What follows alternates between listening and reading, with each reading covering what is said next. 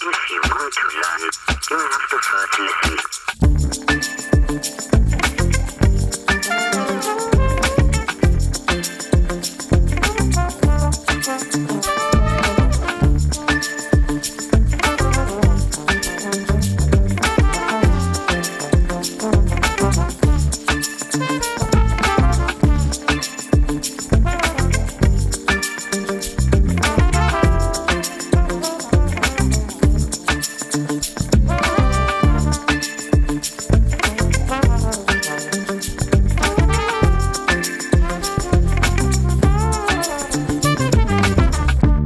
Hi, and thanks for coming along to episode 17 of Matt O'Donnell Wants to Know, a podcast to feed our curious minds. I'm Matt O'Donnell, and I want to know who you are, I want to know what you do, I want to know why the Sony mini disc didn't take off as an audio medium. Those things were awesome. I want to know what matters to you and why. I've spent the past 15 years as a professional bass player. That means I've covered a lot of miles and talked with a whole lot of people. I've found that the person deeply interested in a topic is often more interesting than the topic itself, and the bigger picture is found in the details. What a fantastic excuse to share conversations with people who I think are great. Today I'll be talking with Ricquel Archer, who is the CEO and founder of the nonprofit Create and Collaborate in Fort Worth, Texas. Before we get there, I wanted to mention that there are many thanks from me to you in response to the last episode with Kristen Rogers. At the time of recording this, just last night, I watched her tear it down with Post Malone at the Outside Lands Music Festival. You can catch her, I believe, through the entire run of Post Malone's tour this year in support of his new country album. And with that, I wanted to point out that it is super cool to talk to bona fide rock star people on this podcast, and it is such an easy layup for me to get someone sat down in my studio and talk music. But this is a big, wide, complex world, and often talking about having as much fun as Kristen and I did, meaning we talked about having fun in music, and we had fun while talking about it. Yeah.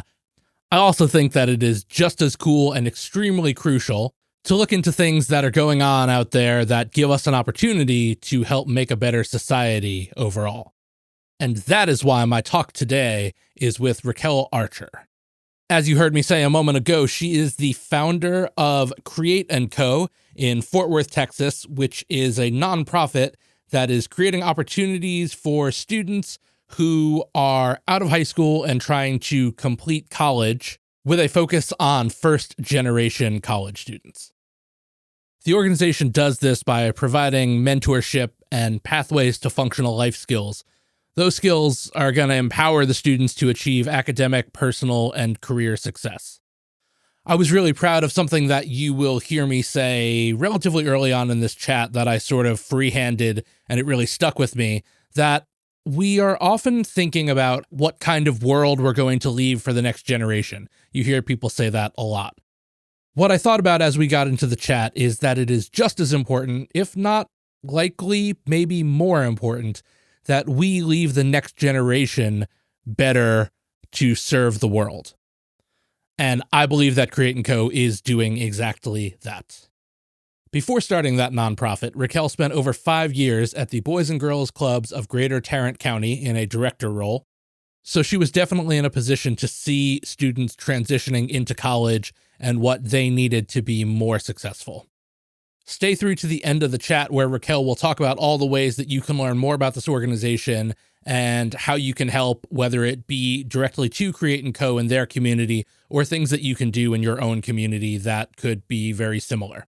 There will also be very helpful links in the show notes. Again, just in the short run of Matt O'Donnell Wants to Know as a podcast so far, I have talked to a bunch of people who are real cool all on their own, but I'm glad that this is also a place that we can talk about how to do better for each other. All that said, let's get right into it. Here is my talk with Ricquel Archer.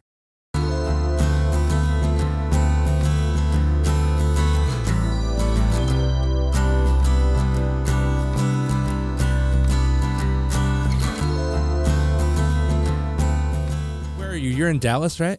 Fort Worth. I like Fort Worth a lot. I used to tour with an artist that was, at least at that time, pretty exclusive to Texas.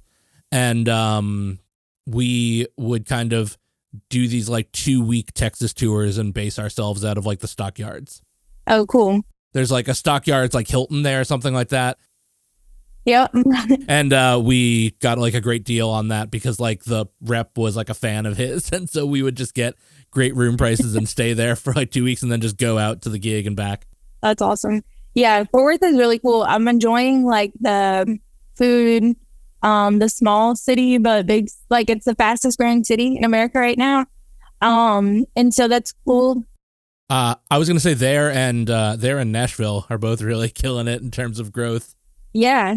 So yeah, you probably see it there too, but it's really like, there's still a lot of pockets of Fort Worth or just needs that haven't been fully developed, you know? Yeah, of course. One of them is like boutique hotels or just in general, or, you know, what we're doing as a nonprofit with us. So there's a lot of opportunity to just come in and really lead in some of those spaces. So it's cool to see entrepreneurship spirit here is really tight knit and everybody works really well together, supports each other.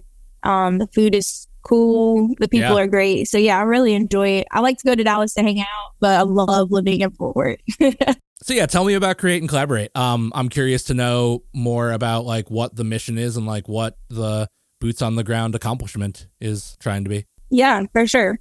So we're a nonprofit based here in Fort Worth. We primarily serve the east side of Fort Worth, but we're expanding into more of Fort Worth. And our mission is to create opportunities for students transitioning into young adulthood.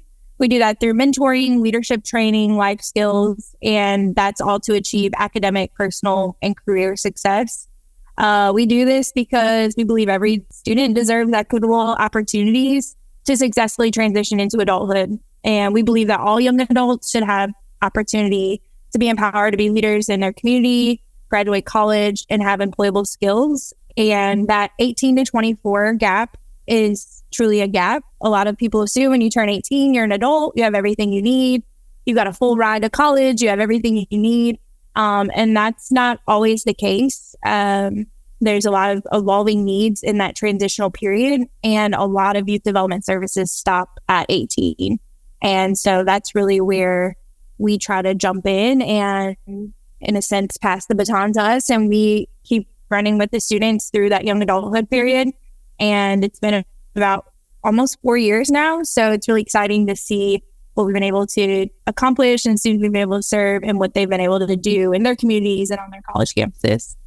That's cool. Amanda had kind of told me about your background, which we'll talk about in more detail in a little while, but I just had never considered until I started looking into the nonprofit about getting into that period, the post-high school period. It sounds, or it makes me feel so silly to not have thought about that before, because, you know, one of the reasons I definitely wanted to have you on was I'm constantly always thinking about education and how we can do it better from beginning to end. And, you know, even when that includes elderly people going back to school to get degrees and things like that, like how do we educate people better? And, you know, one thing I think about a lot is we always talk about that thing of how do we leave the world better for the next generation?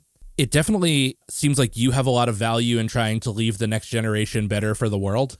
Mm-hmm. Flipping that idea, you know, but just not having thought about how to monitor success of people after they get out of high school instead of just saying like, oh, go to college and like that being a thing. Can you go over some of those statistics about like why this is a necessary functioning organization? Yeah, definitely. Our primary target group is first generation college students. Main reason being that there are additional financial burdens that exist, lack of support, inequitable access to resources. Maybe you want to go to college, but nobody in your family ever has, so you don't even know where to start. And parents and family want to support, but they don't know how to. And so that's a component we're working on, is working with parents as well. But 1 in 3 first generation college students will drop out within their first 3 years. Texas ranks 5th with the most first generation college students. Less than 50% of first gen students will graduate on time. And first generation students have a 4-time higher dropout rate. And when you look at those statistics and say we're sending our students with a full ride, there's still barriers that exist for students to be able to not just get into college, but to finish. And so we focus a lot on that college retention and completion. We don't fill out FAFSA. We don't fill out college applications. We really just try to hone in on that retention and completion for students who set out to do this.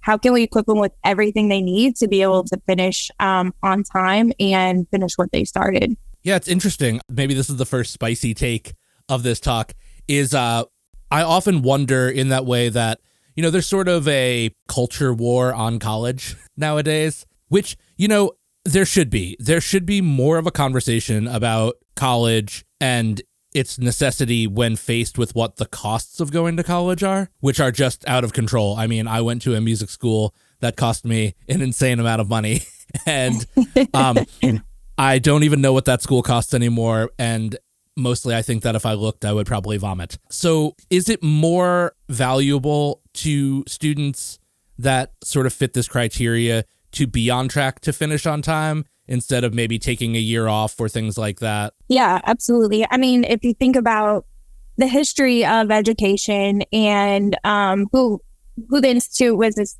essentially built for, that came with being able to have the resources and the funding to go. So historically, participating in a higher institution was built for white people. And so with that being the foundation of institutes, it was always built for a certain demographic or economic status. And so when we look at fast forward to where we are now, trying to level the playing field of equity, of giving students equal opportunity, the equitable access and resources they need to go, it's definitely a barrier and a challenge for specifically Black and Brown students, first generation, but then it's also expensive for, you know, middle class, you know. So when you look at the higher institution and what it costs, it's definitely, a hot take, because we have to ask ourselves, who are we making this affordable to and accessible to?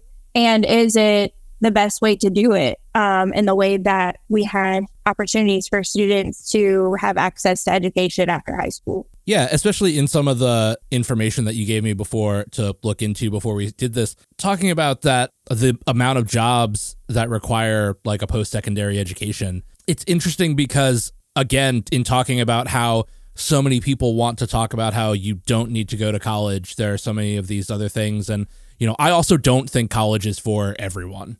That is just sort of my feel on it. And, you know, I have no claim on authority to those things. It's just a certain, it's just a certain feel. I also think that even if it could be for everyone, I think it's a little wild when you're asking people to decide what they want to do for the rest of their lives, you know, when they're still only around 20 years old. Yeah.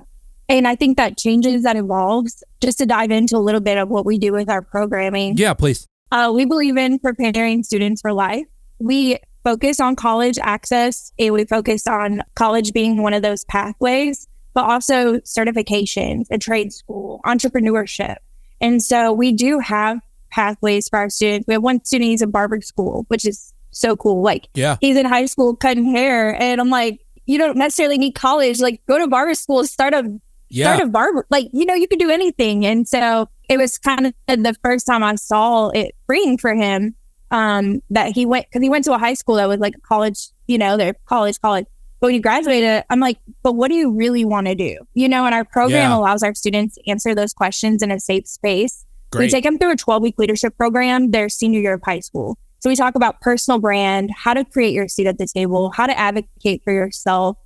We talk about identity, racial identity, how to make a difference, growth mindset. So how do you go from a fixed mindset or what you've only known to go to this growth mindset? And so we help prepare them for life. And that is a piece of our program that I think we see a lot of light bulbs go off for our students. They do want to go to college, what they want to study, you know, what they're actually interested in, not what they were exposed to or thought they were supposed to do. When our students decide to change their major, we're there to help them figure that out. What does that look like? And then also just exposure. Our programs give a ton of exposure to our students to network with different companies. We just had our conference and we had 50 different Dallas-Fort Worth companies there. where our students were able to hear about someone who works at Wells Fargo, but is not on the banking side. They're on public relations, or they're on HR, from Lockheed to BNSF to Bank of America.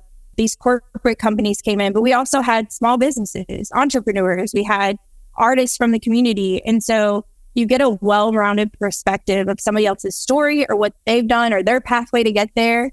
You know, you're surprised to hear like, oh, I studied engineering, but I'm, an artist now. Like there's like, how did you get from there to there? And it's freeing for our students to hear those stories and have access to that, because you think you know what you want to do until maybe you actually get there or try to do it, but you've never had exposure. I have an example of one of our staff. She's first generation. She graduated from Texas Christian University. Her name's Dominique. And she was one of my students at the former community center I was working at. And she's like, I want to be an anesthesiologist.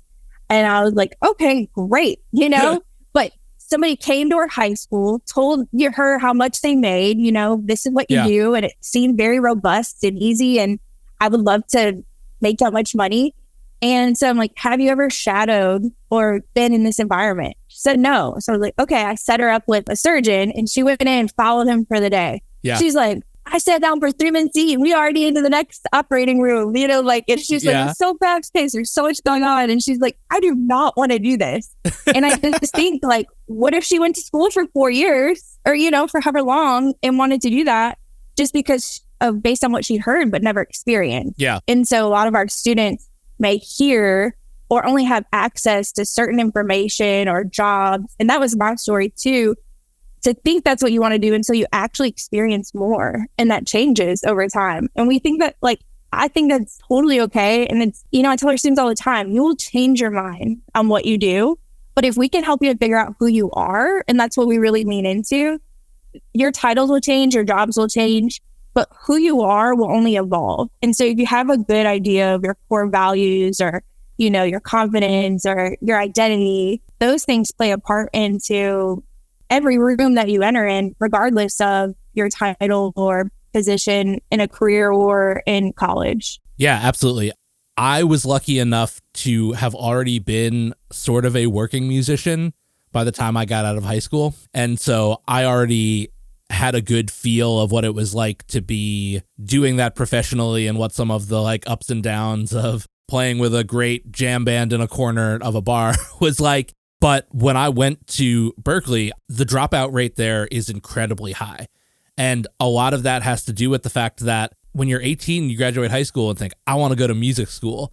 And then you have to sit through theory classes. And it's not just like, you're no longer the guy in your class that played a bunch of Jack Johnson songs on guitar and thought, I should just go to music school. And you actually have to study. A lot of people drop out for that kind of thing, because they just don't think about what sort of intensive thing it takes to train that way. Something you touched on there that I thought was interesting is the way that we think about development in people. We're finding out so much about how very young children, what things are developed by what ages, and that thing is always in flux. And I always bring it up as the words I always use are standardized testing, which I know is a dirty word, but it's what I'm always thinking about more is creating a standardized level of aptitude for the world. How do we get young people to be ready, for the world in the same way that all functions? And it's crazy to think that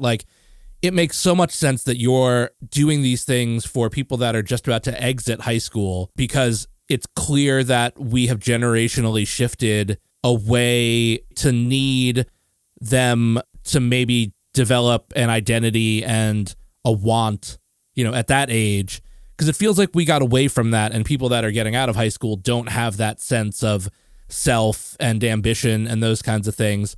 But what's crazy about that is that back in the 50s, we used to expect people to start their career at 20. You would get out of college and you would, whatever you were doing was the thing you did until you retired. Yeah. And so it's this weird flux and shift of how we create identity, for young people and for what they want to do and how they create lives for themselves going forward. Yeah, I think that's, interesting point of view. And we have one of our sessions is create your seat at the table and personal branding. And typically, we have entrepreneurs on those panels or to come and speak. And then we have some students that are like, but what if I just not just, but what if I want to go to a 9-to-5? Like, I want to contribute to a team, to a company. Yeah. Is that wrong? And we're like, no, that's great. There's no right or wrong. I think we've made entrepreneurship real sexy. Like, I want to be an entrepreneur. I want to start my own thing. I can do this. I can do that. I get it because I'm there, but I also work 12 hours a day. I'm like, hey, to have a paycheck every 2 weeks and benefits, and I'm like, don't write those things off, paid absolutely. vacation. I went from working, 40 hours a week to probably 80 hours a week for myself, and so I try to make sure our students feel like, what do you want to do? And if that changes, that's okay. But also not to fall into what's trendy or what you feel like what's trendy to do right now, because that will change. We see trends change all the time. But for our students to say, I guess I've never really processed this, so I'm going to probably process it as we're talking. But no, I love this. This is what we're here to do. Yeah, I'm like, for some reason, this just clicked to me, but I see our students choose their career or what they want to study based off lived experiences. Uh-huh. I think that's just an interesting aspect of maybe having a pull to do something, but not knowing how to do it or how to get there. Yeah. An example was one of our students. She's in med school, and she said, I grew up with asthma. I was in and out of the hospitals, and I just never saw anybody that looked like me. And I knew from a young age, I wanted to go into the medical field. And so I think about how much, back to your point to the standardized testings, but how much sensory of growing up or just lived experience plays a part into what actually gives you that purpose and fulfillment in a quote unquote job or working. We glorify working, we need to make money, but it's like, I just wonder how much of lived experience and that identity piece starts to come in on really aligning with who I am and what I love to do in that intersection of, this is why I love my job, or this is why I want to go to college, or this is why I don't want to go to college, but this is kind of what I want to do, but I don't know how to do it. And I think that's where our programs really come in, is self-discovery of building that confidence, self-efficacy, that your lived experience is yours to share and to tell and to fully own that. And that can play a huge part in, your future and what you want to do. And so,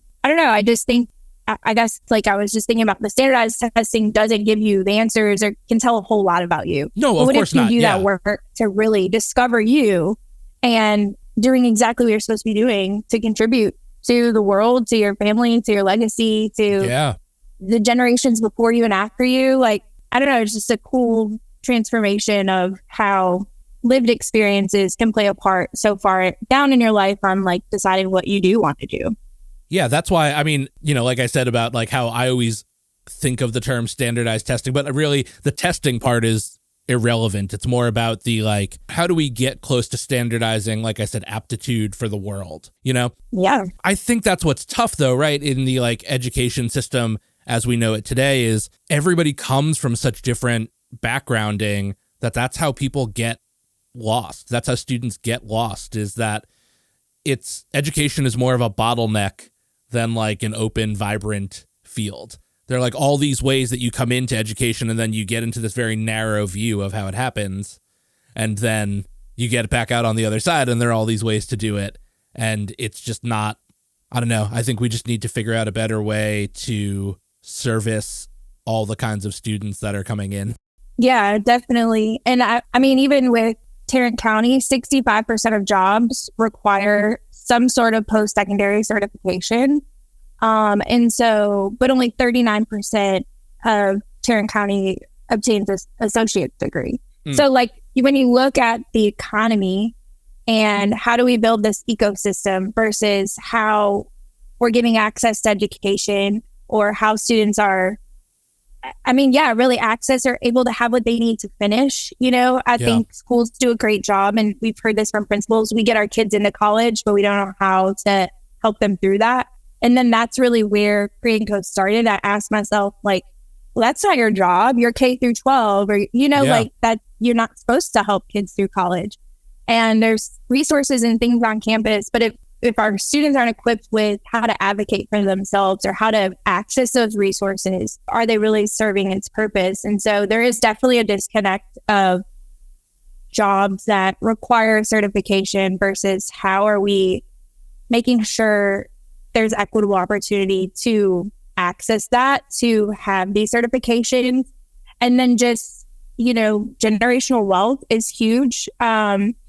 For the students and myself, like that we work with, it's like, how do I not just build wealth for myself, but the generations before me, after me?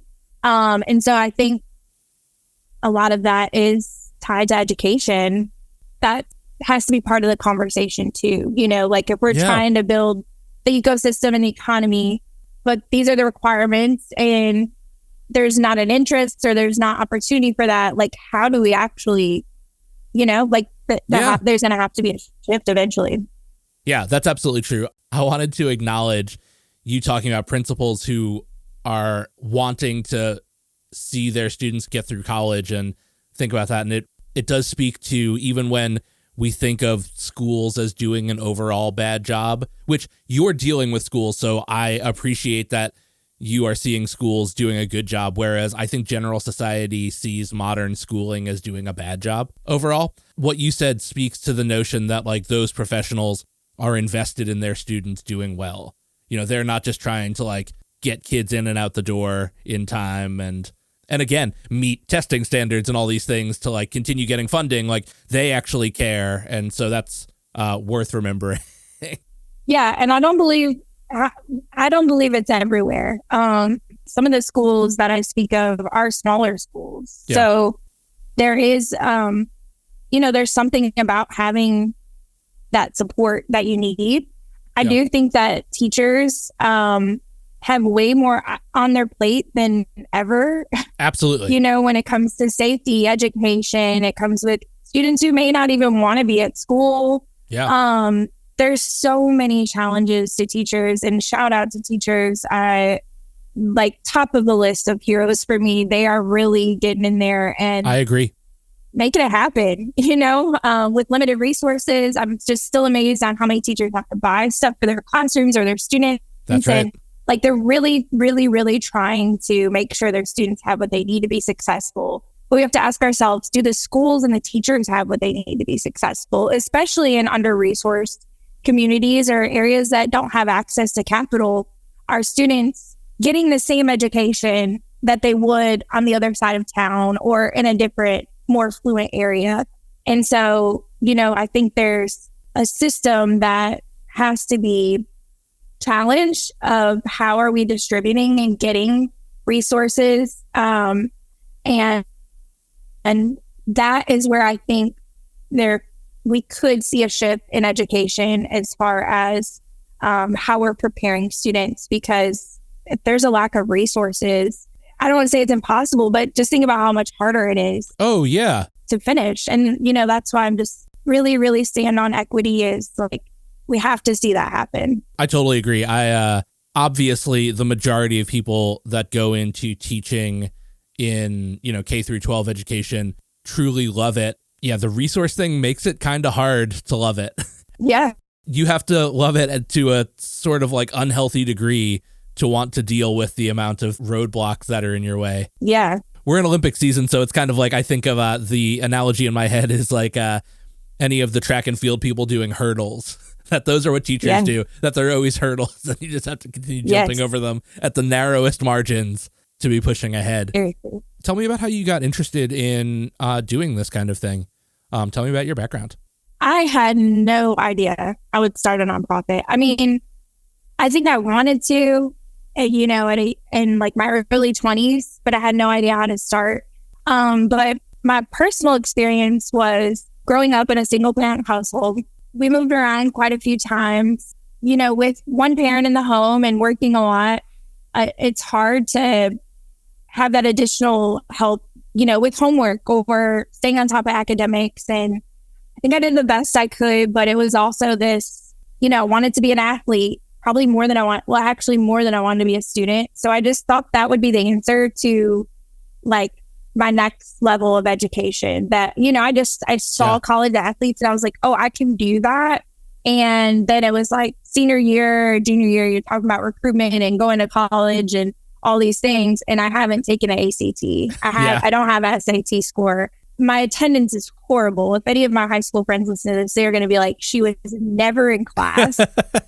And so it's like, but I really thought I was going to college, you know, like I really thought I could just get on a volleyball team, you know, upstate or across the country and live my wildest dreams. And I just had a rude awakening my senior year where I sat down with, for the first time, an academic advisor, and she was like, yeah, you can't go to any of these schools. And I'm like, well, what do you mean? You know, I went to a large high school that, again, under-resourced, not a lot of. Where did you go? Where did you go to high school? Where were you at? I went to Monroe High School, which is like Detroit Metroplex. Okay. Yeah. And so I don't know, like I just thought college would happen, and there was no college prep. I didn't understand the process to that.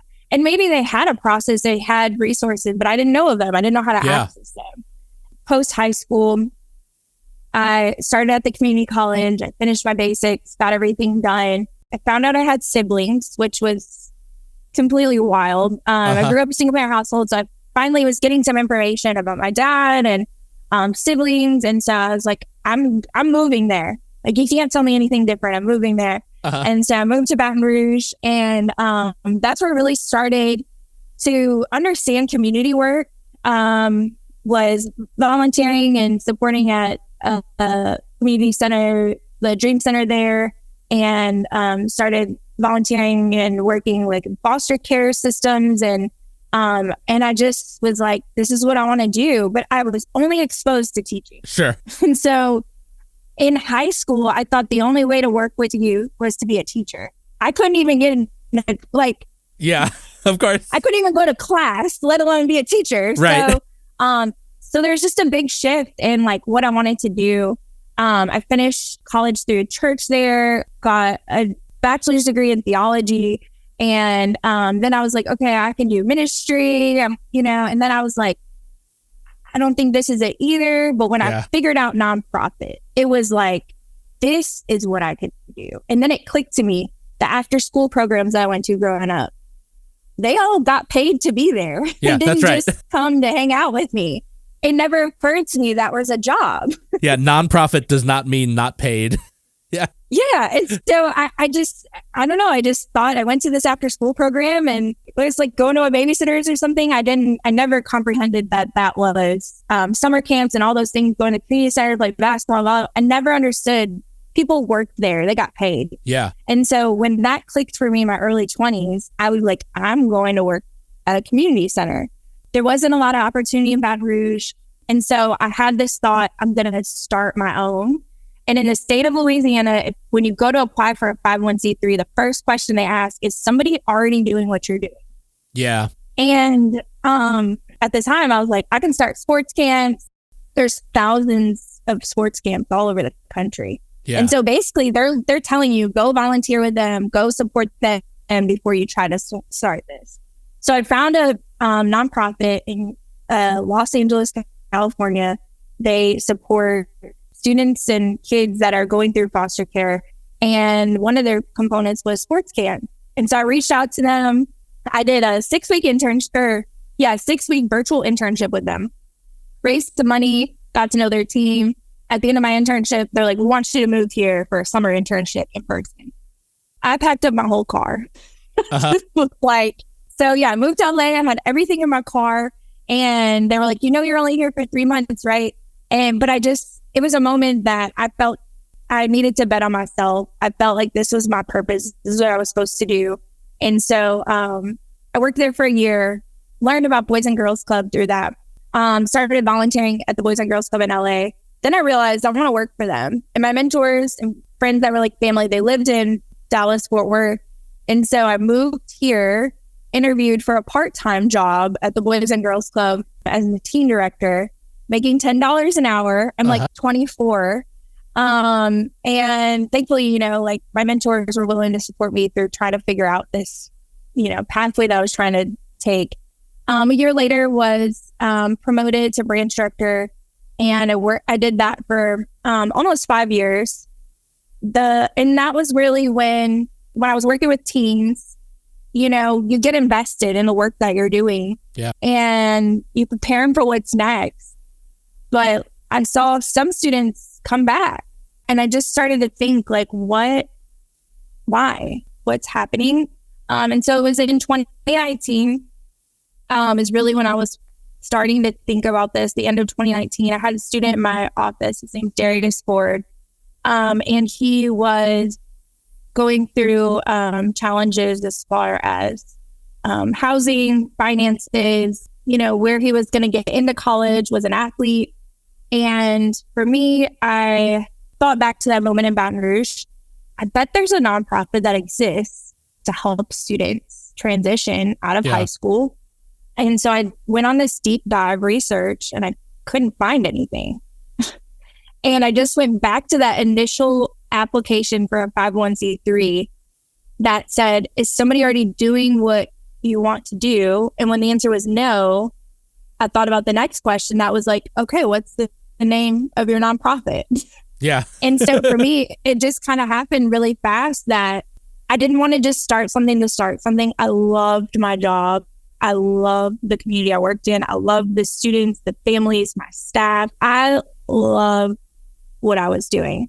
And so I thought I could start something and do both, you know, like this could just exist to help the students I'm working with at the community center to make that transition. But I feel like God had other plans during the pandemic. I was let go from the Boys and Girls Club, and it was just no other choice but to pursue. It was that moment that's like, quitting's not an option. So like I just went after this full time, and I don't think that it ever would have grew to what it is today had I tried to do both.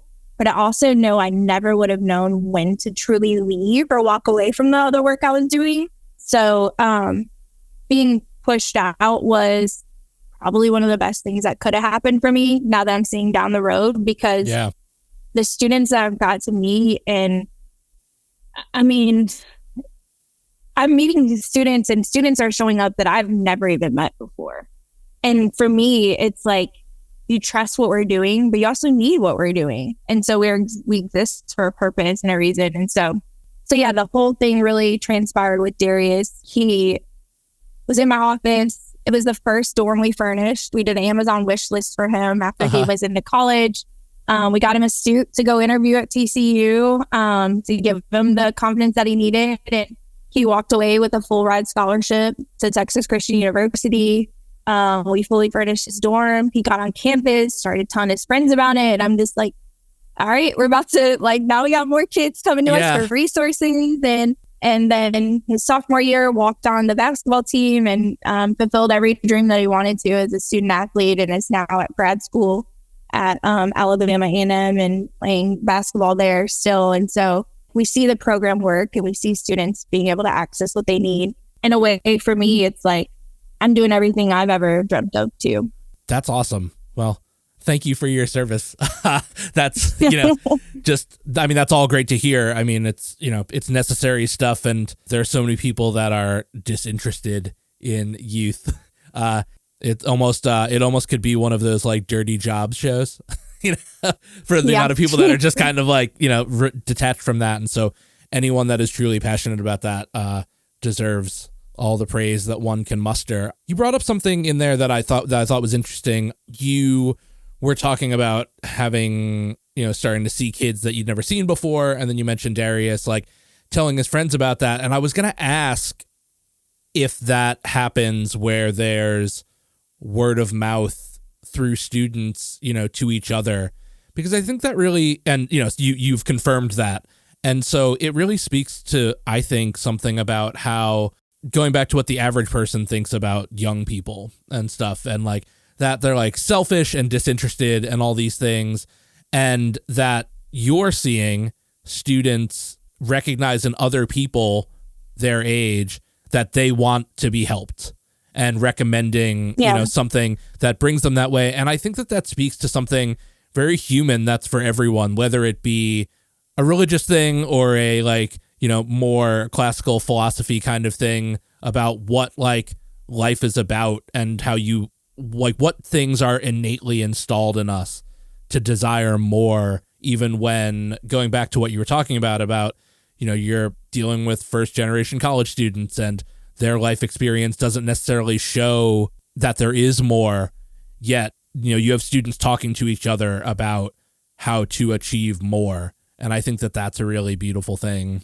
Yeah. And and thank you for saying that. Cause I mean, it's really doing things like this helps me reflect, Yeah. Sometimes it's just truly is boots on the ground and you're doing, but it's generational change. It's legacy change. It's new narratives. Like we see new stories being written, new narratives that may not have had the chance to be heard or had the opportunity to have that experience. And for me, that's everything. I talk to so many people and even think of myself, like, wish, like if I had this, if I had this program or I had this support, and it's more than just, like I said, about college. It is that sense of belonging. We have students that show up just to be a part of something. I remember going to something at one of the college campuses, and students from a different college campus were there to support him. And I said, "What are y'all doing here?" And they're like, "This is our friend." And I was like, "How do you like?" And they're like, "Through Create and Co. Like we formed a friendship, we formed a brotherhood," and they're driving all over to go support each other on their own campuses. And there's just something powerful about that, of having that support system and that peer-to-peer support system, walking through something that, looking to your left and your right, somebody's walking through that with you, and they're from the same background, that they're from similar, stories or what they've experienced. And it's very powerful to experience and to, from, leadership standpoint, to be a part of. I think for our students, our volunteers, our funders, it's special to be a part of. And I don't know.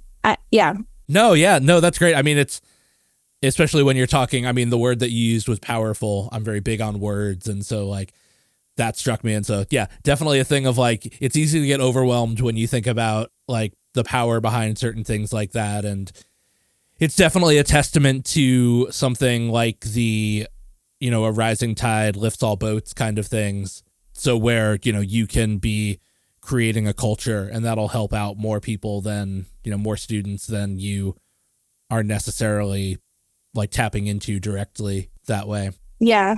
I don't know. I'm just free thinking in my mind now about the trying to create generational change and things like that. And, talking about first generation students and things like that. And it's hard because the way that that's often like so presented is like that it's hard for those students to get support in their own community because people in their own community don't understand them trying to achieve more. And again, that could just be the way that has been presented to me, a very lucky middle class white kid, but do you see that as being a thing, or is that sort of a myth? I would say definitely a myth because, well, for one, great. I would rather it be a myth than be the truth, but Yeah. It's something that I hear a lot, and there's a lot of truth to it. If you see it, you can be it. Yeah. And so I think a lot of times it's, again, that access to knowledge or that access to having that example, or, like when you think about change, somebody has to start it. Yeah. And a lot of families weren't afforded the opportunity to. I have one family, and they just wrote an article on her. It's beautiful. She said, it's my destiny to finish what my mom couldn't. And I literally had chills when I just said that. Like, wow. Her mom was in school, nursing school, but got pregnant with her. Yeah. And so gave up her dream to give her life and did the best she could to raise her. Never got the opportunity to go back to school. But now Haley is a first generation college student at East Texas Christian University in nursing school. Yeah. And I have chills again. Like, it's the work I get to do and the students I get to be a part of. And so sometimes I think it's just not knowing how to, or you've had to make sacrifices to ensure that your kids would get what they need. And so there's a lot of pride and joy in sending your first gen college student off. There's a lot of worry. There's, how will we pay for things? How will we support them? But I think that's what's so beautiful about Create & Co., our staff, our team, is to come alongside the families and put them at ease too. Like we're in this with you. We're not here to take over the role of a parent. We're not here to come in and save anything. Like we're here on your team. And imagine having a team opposed to trying to do something yourself. And I think about being the first in anything, like that's like, if you just that statement alone, being the first in anything, what it takes to do that. 8% of teachers are people of color. And that's sourced by the NEA, I believe. And so when you think about white students the students are able to see and even be educated by somebody that they even can represent them or relate to them, you think about that and the gap of receiving information or having access to it as well.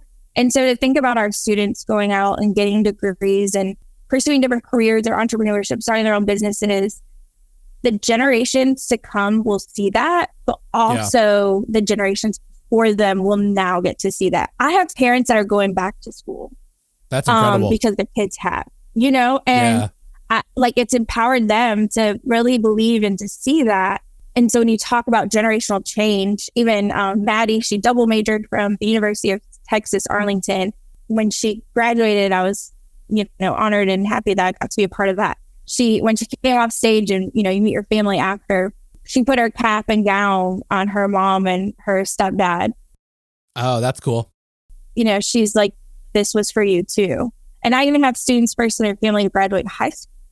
Oh, wow. And so, so when you think about that generational shift, you have to see somebody to do it.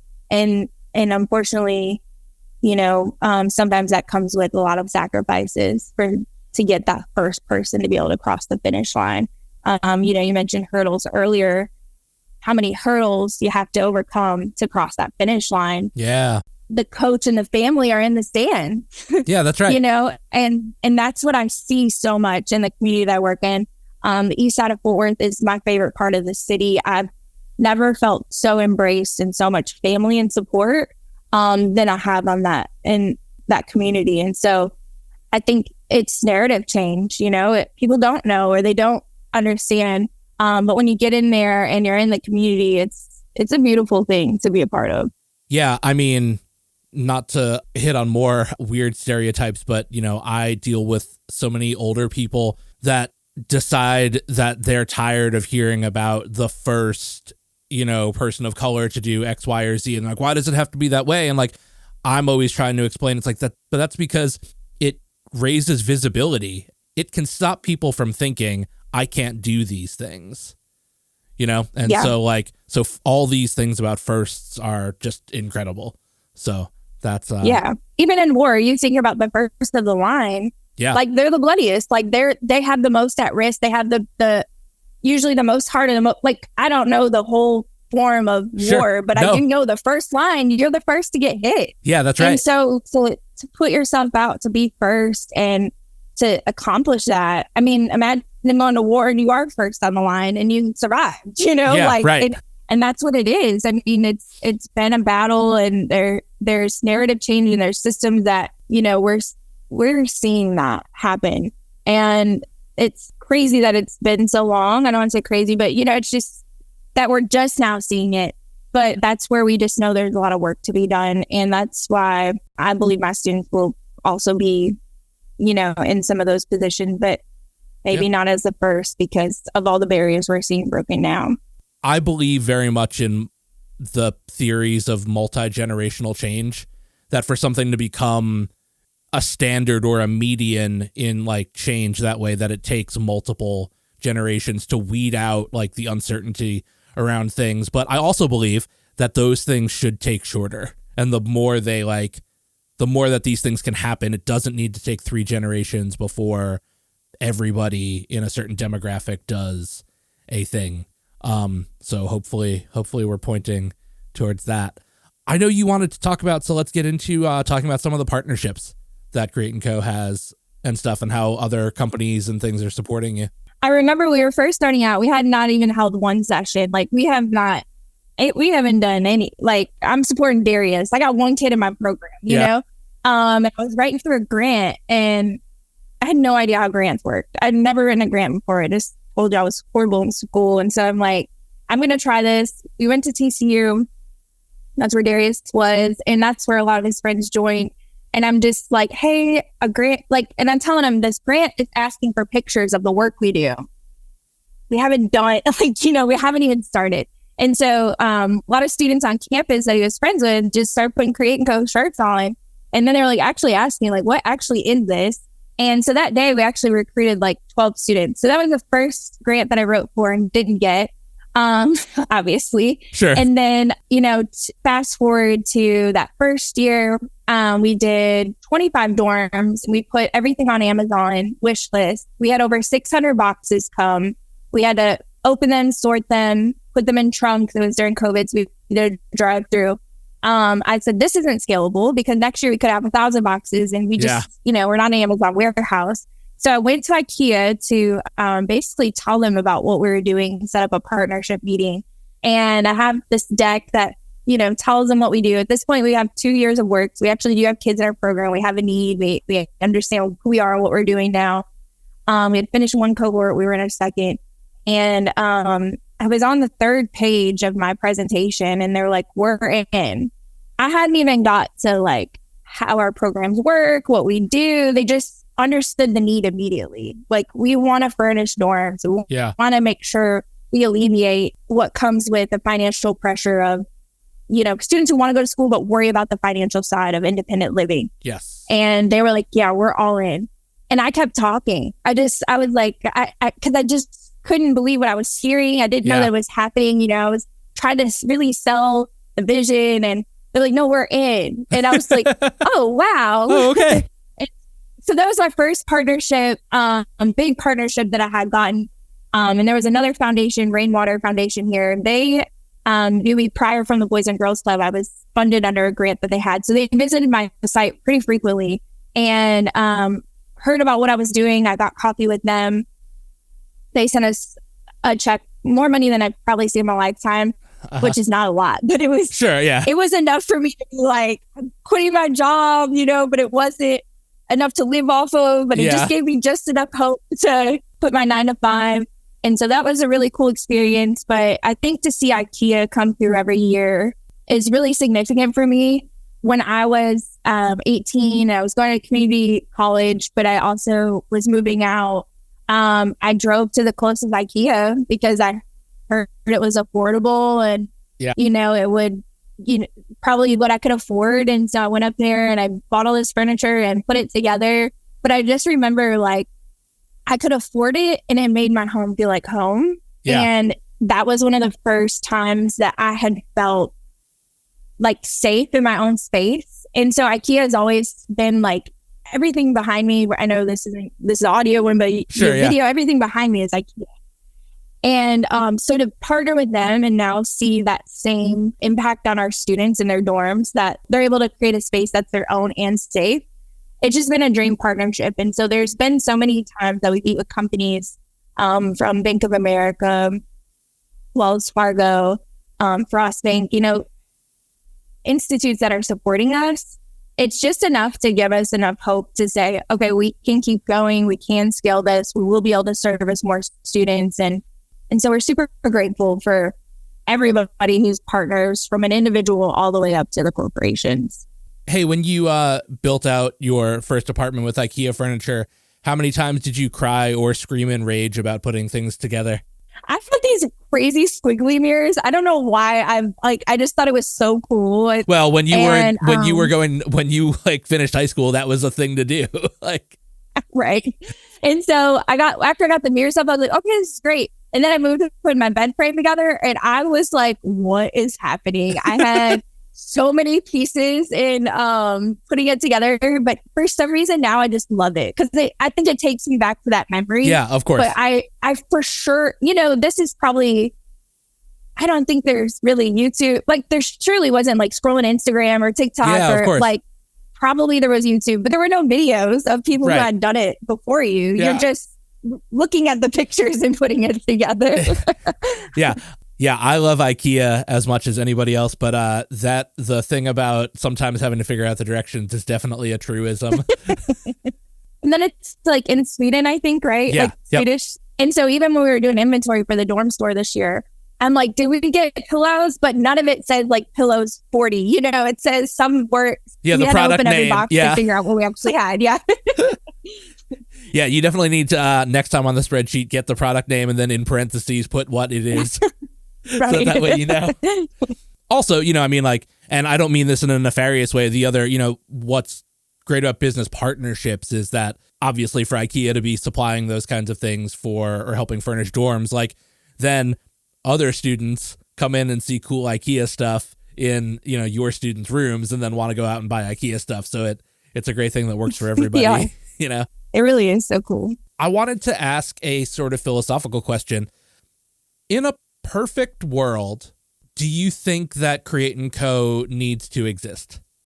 No. And nobody talks about that. Nonprofits exist to solve a social component, whether it's environmental, it's social. Nonprofits exist to meet a need. But ideally, there wouldn't be a need. Ideally, it would, in a perfect world, we would have equitable opportunities. We would have fairly distributed resources. We would have mentors and access to all these things through the school system, the education, or adulthood, through job. And if those systems and processes exist, then I don't want to exist one day. Sure. I don't know that I will see it in my lifetime, but I do hope that, the leaders the staff or the students that we work with that work their way into running Create & Co. for years to come, that in their lifetime, hopefully they can say we've done what we needed to and Create & Co. is closing. That is the goal, you know, and it's not talked about enough, but in a perfect world, we believe all young adults will will be empowered. All young adults will be leaders in their community. All young adults can graduate college if they want to. All young adults will have employable skills and get the jobs and accomplish the things that they want to, because at the root of what we want to do is create equitable opportunities. And if we can do that, then we won't exist. And that would be the goal. That is the goal, Yeah. And I've even told some people, I hope one day you don't have to write me this large of a check, I just hope one day we don't have as many students to serve, or we don't have to exist, because that means that the system is changing and things are getting better, and that, it puts me out of job, but I could do anything really. So yeah, that's absolutely true. And I think that's the right answer. And the fact that you had no hesitation in saying that really speaks a lot towards what you're doing and where your passion is for that environment. Real quick, definitely tell me, so the listeners can know, where they can go to find out more about Create & Co. and maybe even donate, or how they can help. There's 3 ways you can support us. I answer this question a lot, so I stay ready. I love it. The first way is you can become an advocate. You can follow the work that we do on social media. We are create.co on Instagram. We are create.co on Facebook. And we also have a LinkedIn. Our name is Create and Collaborate on LinkedIn. Following us on those platforms gives you the opportunity to continue to learn the narrative around first gen. It continues to allow you to just be educated and on what's going on, but also gives you we need people to advocate for us. We need people to follow us, support us on a social level. Maybe there's somebody in your circle that you can introduce us to, or can help move our mission forward. That's the power of, having a social network through social media, or through just being able to meet people. The second way is to give, obviously. We cannot do anything without funding. We are looking to expand into 2025 into Dallas County. We'll start conversations and hopefully start some services there by 2026. But we, unfortunately, like I said, there is a need now. And so to provide services, we need funding. You can donate directly at createandco.org. So createandco.org. And you can also help us create sustainability. And that's through our monthly donor program. You can give anywhere from $18 a month to $100 a month. And all of that directly supports our program services. And so we're always looking to grow our monthly donors because that's the community that helps us build sustainability. And that's one of the most essential ways to get involved in what we're doing. And then the third way is if you're local, we would love to have volunteers and mentors. Maybe you're not even local. We have students that go all over the country. We currently have students on 22 different campuses all over the country. So if you are listening to this podcast and you may be in Nashville or you may be in New York or you may be in Nevada, I don't know, like anywhere, we may have students that are going to school there that could use somebody boots on the ground to show them the ropes or just reach out to for support. And so we are looking always for mentors, volunteers to get involved and support the work that we're doing through giving their time. Awesome. That sounds so great. I believe that Amanda and I started donating through a monthly membership within the last week or so. Yes, you did. Awesome. Great. I know we talked about it. I don't know if the actual pay now button was hit, but that's great to know. It was. Perfect. I'm so glad that we are able to help that way. I was going to stop there, but I wanted to ask one last thing. Like, what can the average person that's not in your area or doesn't have access to Create & Co., what are some simple things that people can do in their own communities anywhere to help, with this same kind of thing? Yeah, that's a great question. And probably something I haven't been asked as much since we do a lot of work locally. My first initial thought is to help change the narrative, as we, our name is Create and Collaborate. And part of that is creating new narratives. Sometimes that requires uncomfortable conversation or speaking up or just using that moment or time to change the narrative, like right there in your own circle in real time.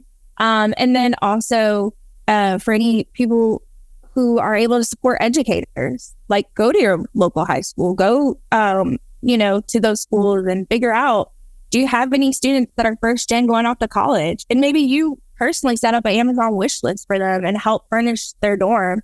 I think there's ways on a local level that, again, Create & Co., our name doesn't have to be behind furnishing dorms, that is something very practical that a company or a family could help support a student in doing. And so just having conversations or trying to identify in your own local communities, maybe students who need additional support from that 18 to 24, reach out to them and try to support them beyond that high school time. Because again, if you think about youth development services, from after school programs to athletics to school, to mentoring programs to giving Christmas gifts, a lot of that stops at that age 18. Yeah. And so being able to support beyond that and going to your schools or asking your community centers, trying to do that and in a way that is authentic and it's real and supports students, all over. Awesome. That's fantastic. All right. Well, that's going to do it. Thank you so much for taking your time and telling me about Create & Co. and yourself. I hope that you had a good time. Yeah, I did. I'm glad I said yes. I always get so nervous doing this stuff, but I was like, and I told one of my best friends here, she owns a coffee shop. I was like, she's always the one doing the podcast, like first female Black owned coffee shop in Fort Worth. I was like, I'm doing a podcast today. She's like, oh, look at you. So it was really fun. You gave me some courage. We could do it more often, but I appreciate just how easy you made it and giving me a platform to share. Awesome. Thank you so much. Well, there you have it. A really great chat with Create & Co.'s Ricquel Archer. I think the story of the nonprofit is very incredible about what they're doing, but also Ricquel's personal story is really a testament to understanding what the needs are in those communities. Again, there are links in the show notes for how you can find out more about Create & Co. and how you can help the next generations that are coming up. Thank you so much for being here with me for episode 17 of Matt O'Donnell Wants to Know. There is great stuff coming. I tell you every time there's great stuff coming, and then when I'm about to make great stuff happen, I think, wow, this is great stuff. I said great a lot. Now, here is my usual every 2-week impassioned plea about following, subscribing, liking, rating, reviewing, telling your friends about the show. Growth is totally on you and I. These are very exciting conversations, and I want more people to hear them. If you're looking for the show on Instagram, it is at Matt O'Donnell Wants to Know. My personal page is at Matt O'Donnell. You can send listener mail, questions, comments, concerns, things you might want addressed on the air. On the air? I never remember if podcasts are like on the air. Well, anyway, that is Matt O'Donnell Wants to Know at gmail.com. Another helpful reminder, there are show stickers. I am happy to just send you one. Just send me a message through that email and we will make it happen. But that is it for today. Until next time, thank you so much for listening. Take care of each other and recall, the best answer to a question is usually another question. See ya!